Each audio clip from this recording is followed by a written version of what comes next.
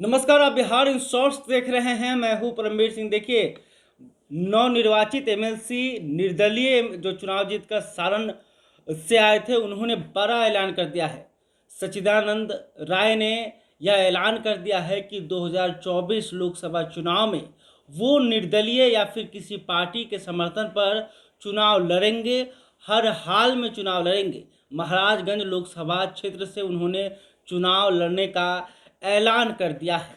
इसके साथ ही उन्होंने कहा है कि महाराजगंज से जो भाजपा के सांसद हैं जनार्दन सिंह सिग्रीवाल, उनके खिलाफ में चुनाव लड़ना है तो लड़ना है। अगर वो वार्ड का चुनाव लड़ते हैं तो फिर भी मैं अपना प्रत्याशी वहां पर दूंगा और उनकी जो राजनीतिक कैरियर है उसे समाप्त करना है। क्या कुछ सच्चिदानंद राय कह रहे हैं, आप देख लीजिए। ऐसा दल है जो इस विचारधारा को पोषित करने के काम आएगा और हमारे स्वप्न को पूरा करने में काम आएगा। तो कोई गुरेज नहीं है, कोई परहेज नहीं है।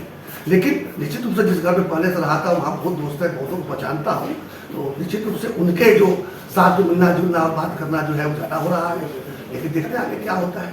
अगर भाजपा आपके टर्म कंडीशन को मानती है तो क्या भाजपा में पुनर्वापसी होगी? मेरे साहब कहा ना, कोई भी दल मेरे लिए अछूता नहीं। आज की तारीख में कोई भी दल जो है अछूत नहीं है जब राजनीति में है। और एक बात बता दूं, बहुत पहले जो बनारसा ने कहा था कि week is a life time in politics. एक सप्ताह में एक जीवन जी गया था राजनीति में। तो अभी तो हमारे पास 20 महीने हैं, जिसके पहले मुझे निर्णय लेना कि 2024 के चुनाव में, तो उसके पहले मुझे निर्णय लेना कहीं ना कहीं करना ही पड़ेगा कि 2024 के चुनाव में किस पक्ष में जाऊँ।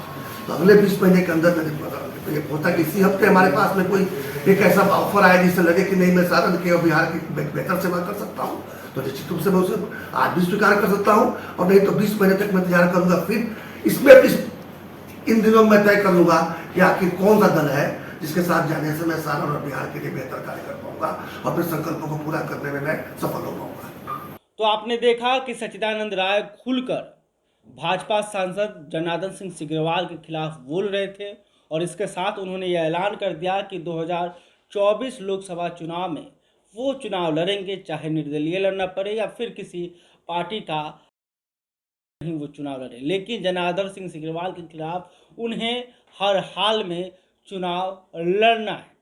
तो कहीं ना कहीं अब सच्चिदानंद राय के इस ऐलान के बाद भाजपा के जो शीर्ष नेतृत्व है उन्हें चिंता हो जाएगी।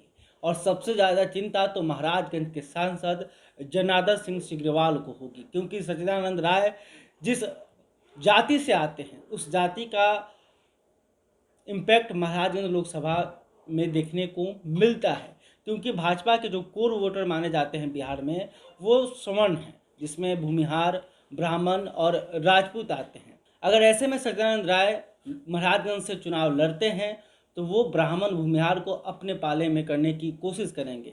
तो ऐसे में भाजपा को वहाँ से चुनाव जीतना काफ़ी मुश्किल होगा। तो अब देखना होगा कि सच्चिदानंद राय के इस बयान के बाद भाजपा के जो बड़े नेता हैं वो क्या कुछ करते हैं। क्या एक बार फिर से सच्चिदानंद राय को मनाया जाएगा? क्या एक बार फिर से अमित शाह की मुलाकात सच्चिदानंद राय से होगी और उन्हें मनाने की कोशिश की जाएगी? क्योंकि 2019 के लोकसभा के समय क्या कुछ हुआ था, आपको याद ही होगा कि जिस तरह से ब्राह्मण भूमिहार समाज के कुछ नेता जब नाराज हो गए थे तब अमित शाह ने मोर्चा संभाला था और सच्चिदानंद राय से उन्होंने मुलाकात की थी। कुल 3 नेता अमित शाह से मिलने के लिए पटना से गए थे।